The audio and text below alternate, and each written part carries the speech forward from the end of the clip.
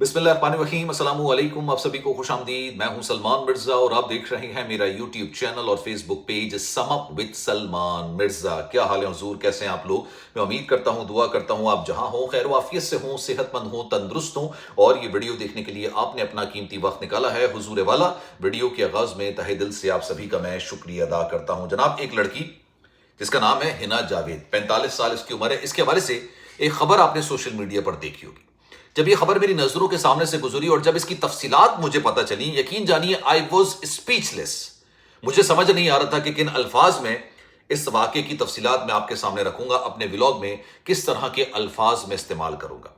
एक लड़की जिसकी उम्र 45 साल, एक लड़की जो कि आला तालीम याफ्ता थी, अपनी जिंदगी के अंदर काफी खुश थी, खूबसूरत प्यारी सी ये लड़की थी। 9 महीने पहले इसकी शादी हुई थी, अपनी माँ बाप की आंखों का तारा थी। वैसे तो हर लड़की, हर बेटी अपने माँ बाप की आंखों का तारा होती है, लेकिन इसको इंतहाई बेरहमी के साथ तशद्दुद का निशाना बनाने के बाद इस तरीके से कत्ल किया गया कि एक वहशी से वहशी इंसान भी इसका तसव्वुर नहीं कर सकता। सोचिए, जब इसके भाई ने बाथरूम का दरवाजा खोला, जब इसको बताया गया कि तुम्हारी बहन के साथ ये वाकया हुआ है, और जब ये उस घर के अंदर आता है, बाथरूम का दरवाजा खोलता है, तो जो अंदर का मंजर था ना, वो किसी क़यामत से कम नहीं था। इसकी बहन हिना जावेद, पीछे इसके हाथ बंधे हुए थे कमर पर, मुंह पर इसके कपड़ा बंधा हुआ था, मुंह से खून निकल रहा था, खून टप तक जा रहा था। और जिस शावर में मैं और आप नहा रहे होते हैं ना, उस शावर पर इसको लटकाया हुआ था, इसकी लाश को। अब इसके साथ क्या कुछ हुआ, आज की वीडियो में पूरी डिटेल में आपको बयान करने जा रहा हूं। लेकिन एक सवाल आपके जहन में जरूर होगा कि स्पीचलेस क्यों है इस वाकये के बारे में। इस तरह के वाकयात हमारे माशरे के अंदर होते हैं और बड़ा अफसोसनाक, ये अलमिया हमारे माशरे का कि हमारे माशरे के अंदर इस तरह के वाकयात होते हैं। लेकिन जब भी हमारे माशरे के अंदर इस तरह का वाकया होता है ना, तो बैकग्राउंड स्टोरी या तो ये निकल कर आती है कि भाई खानदान अनएजुकेटेड था, पढ़ा लिखा नहीं था, जहालत पर मबनी था, या फिर गुर्बत के वाकयात थे। लेकिन ये जहां पर वाकया हुआ है ना, ये एक रिटायर्ड कर्नल का घर है मेरे भाई, ठीक है। और जिसकी पे इल्जाम लगाया जा रहा है कि जिसने ये वाकया किया है, वो बाकायदा तौर पर पीएचडी स्कॉलर है और नस्ट यूनिवर्सिटी में, एक बहुत बड़ी यूनिवर्सिटी के अंदर जिस लड़की के साथ ये वाकया पेश आया, वो मास्टर्स की डिग्री रखती थी, पढ़ी लिखी आला तालीम याफ्ता लड़की थी, और कौमी असेंबली जहां पर अवाम की नुमाइंदगान बैठते हैं, वहां पर मुलाजमत किया करती थी। यानी ना ही गुर्बत का मामला है और ना ही जहालत का मामला है। आला तालीम याफ्ता, मतलब हर कोई इतना तालीम याफ्ता नहीं होता जितने ये लोग तालीम याफ्ता थे। वहां पर यह वाकया हुआ। अब मैं पूरी डिटेल्स आपको उसको बयान करने जा रहा हूं। आपने पूरा वाकया सुनना है और फिर कमेंट सेक्शन में अपनी राय का इजहार जरूर करना है। जनाब जावेद अख्तर साहब रावलपिंडी के रिहायशी, इनके 3 बच्चे हैं बेसिकली। पहली एक लड़की हैं जिनका नाम है नादिया, और ये कनाडा में रहती हैं, कैनेडियन नेशनल हैं, वहीं पर रहती हैं। उनसे छोटी बेटी थी इनकी छोटी बहन हिना जावेद, जिनकी उम्र 45 साल थी, और उनसे एक छोटा भाई है जिसका नाम है फहद जावेद। हिना जावेद की उम्र 45 साल थी और शादी इनकी नहीं हुई थी। घर के मामलात, घर की चीज़ें, माँ बाप का ख्याल रखना, इसने, अब लड़की ने अपनी सारी जो जिंदगी थी वो अपने घर वालों के लिए वक्फ कर दी थी। इसी वजह से इनकी उम्र 45 ईयर्स हो गई थी और इन्होंने शादी नहीं की थी। हाईली एजुकेटेड लड़की थी। कौमी असेंबली के अंदर 15 साल इसने मुलाजमत की थी। आप घर की हर जिम्मेदारी ये लड़की बखूबी अंजाम दे रही थी। लेकिन इनके घर वाले जाहिर सी बात है रिश्ता ढूंढ रहे थे। कहीं से इनको मामला निकलता है, पता चलता है एक खानदान का, और वो खानदान होता है एक रिटायर्ड कर्नल का जिनका पूरा नाम है अजहर अली फैयाज।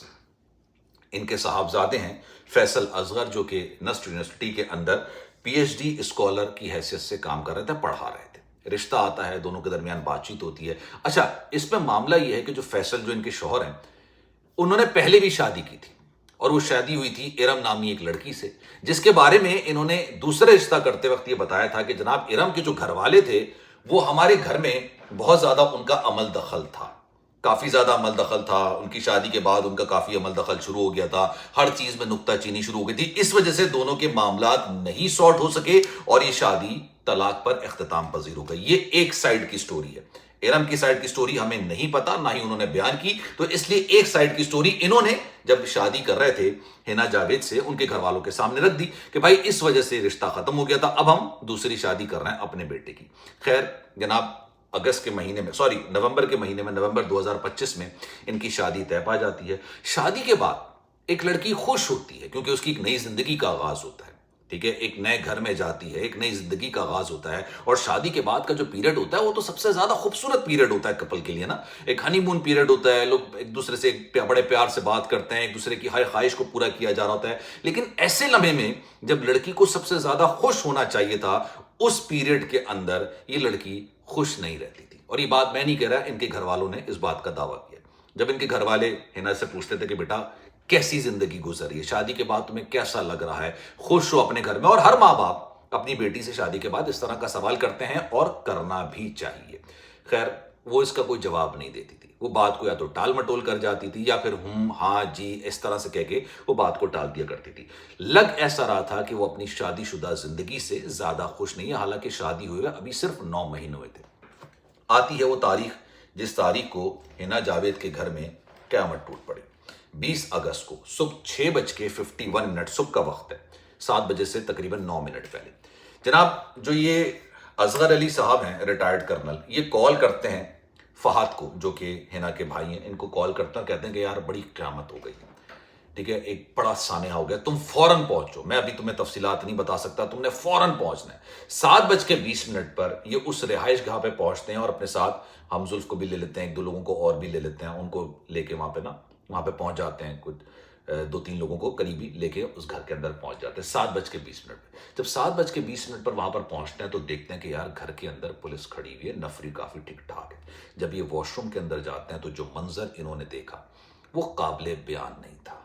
وہ منظر کسی قیامت سے کم نہیں تھا. اللہ دشمن کو بھی اس طرح کا منظر نہ دکھائے. ان کی بہن جن کے منہ سے خون نکل رہا ہوا، منہ پہ کپڑا باندھا ہوا، ہاتھ پیچھے بندھے ہوئے تھے، اور جو شاور ہوتا ہے وہاں پر وہ لٹک رہی تھی. بظاہر دیکھ کے ایسا لگتا ہے کہ یار تشدد کیا گیا، مار پیٹ کی گئی، اور اس کے بعد اس کو قتل کر دیا گیا. پوچھا جاتا ہے کہ یہ کیا ہوا، یہ ہماری بہن کے ساتھ یہ کیا ہوا ہے اور کس نے کیا ہے.